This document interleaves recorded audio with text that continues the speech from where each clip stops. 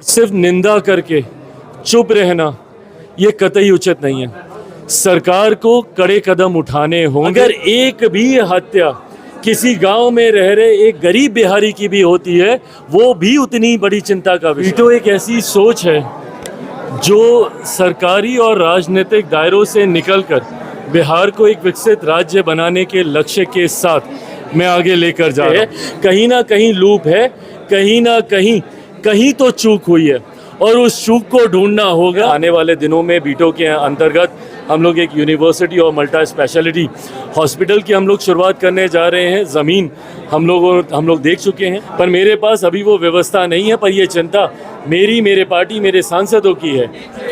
एक मिनट भैया भाई एक साथ सब लोग कर लीजिए। एक ही साथ है। नहीं, अगर और भी कोई है तो बुला लीजिए। हम लोग तो इंतजार कर रहे हैं। कहिए फटाफट। बीटू के बारे में क्या कहना चाहेंगे बिहार वासियों के लिए? भाई बीटो एक ऐसी सोच है जो सरकारी और राजनीतिक दायरों से निकलकर बिहार को एक विकसित राज्य बनाने के लक्ष्य के साथ मैं आगे लेकर जा रहा हूँ। मैं चाहता हूँ कि जो सीमाएं एक राजनीतिक दल होने के नाते या सरकार का हिस्सा होने के नाते मुझे महसूस होती हैं, उन दायरों से बाहर निकलकर बीटो के माध्यम से ऐसे लोगों को जोड़ूं जो स्वतः बिहार में आकर निवेश करना चाहते हैं, बिहार में व्यवस्थाएं स्थापित करना चाहते हैं। उस सोच के साथ हम लोगों ने बीटो की शुरुआत की। दुनिया के अलग अलग देशों में रह रहे बिहारी जो अपने राज्य के लिए कुछ करना चाहते हैं, वो हमारे इस बीटो के साथ जुड़े हैं। आने वाले दिनों में बीटो के अंतर्गत हम लोग एक यूनिवर्सिटी और मल्टी स्पेशलिटी हॉस्पिटल की हम लोग शुरुआत करने जा रहे हैं। ज़मीन हम लोग देख चुके हैं। बहुत जल्द उस पर भूमि पूजन करके लक्ष्य है कि 15 अगस्त से पहले हम लोग कर लें। इसकी हम लोग शुरुआत भी करेंगे।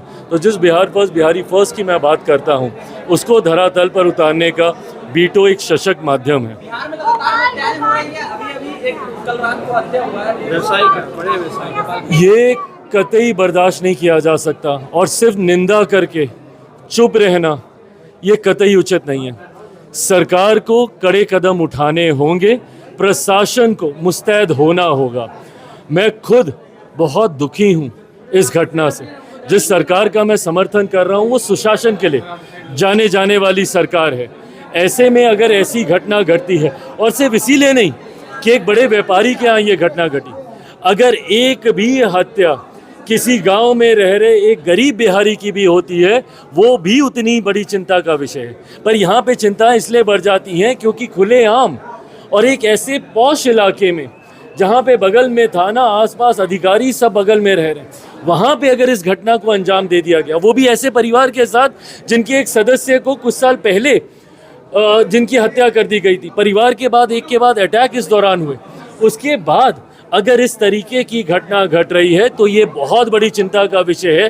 कहीं ना कहीं लूप है, कहीं ना कहीं तो चूक हुई है और उस चूक को ढूंढना होगा, दोषियों को चिन्हित करना होगा, उनके ऊपर कार्रवाई करनी होगी। अब सिर्फ निंदा करने से काम नहीं चलेगा।